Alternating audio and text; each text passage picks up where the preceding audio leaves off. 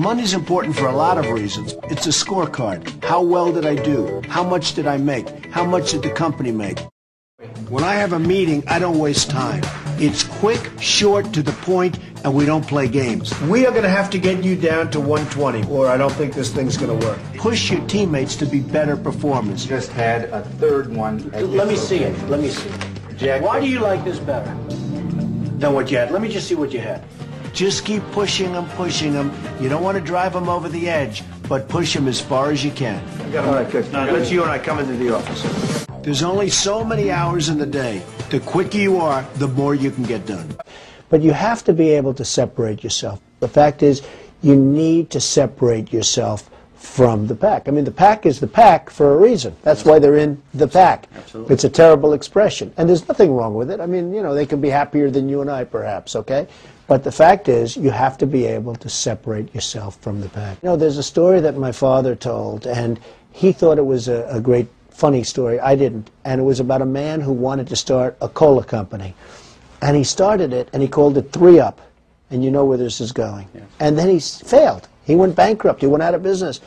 He said, I'm not giving up. And he called it 4-Up. And then he called it 5-Up. And then he failed again, and he called it 6-Up. And ultimately, he said, I quit. I give up.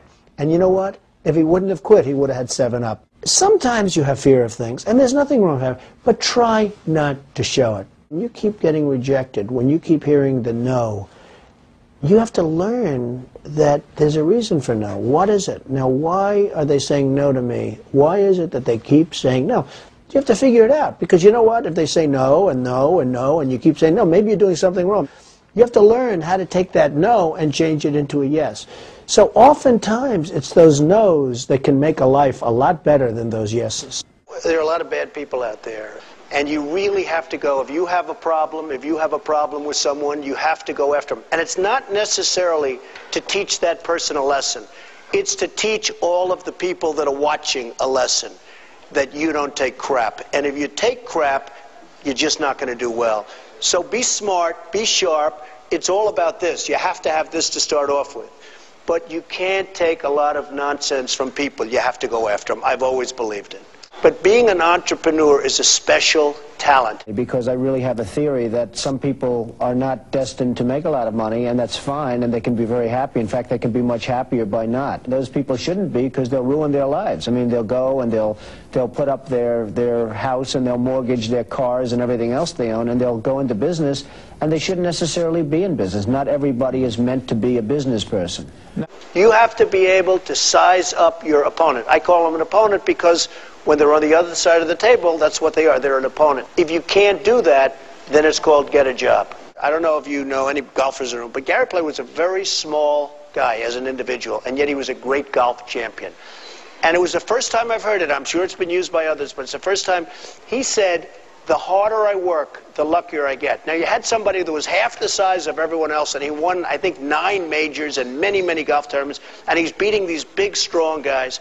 He would work from early morning till late night, exercising and push-ups and hitting golf balls. And he said that expression, the harder I work. He won the U.S. Open, and they interviewed him. And he won by 1 stroke. He had an unbelievable shot at the end, and he said, the harder I work, the luckier I get. I've never forgotten that. That was many years ago. And it's true. The harder you work. I could give you so many anecdotes. I could give you so much on that. So many times where I worked hard, worked really hard, I ended up so-called getting lucky. Now, there is a thing called luck. Some people, for whatever reason, are luckier than others. The harder I work, the luckier I get. I hear so many times, oh, I want my people to be smarter than I am. It's a lot of crap. You want to be smarter than your people if possible. You just never, ever quit. There are a lot of ways to make money today, far more than you could have made, in my opinion, 2 years ago.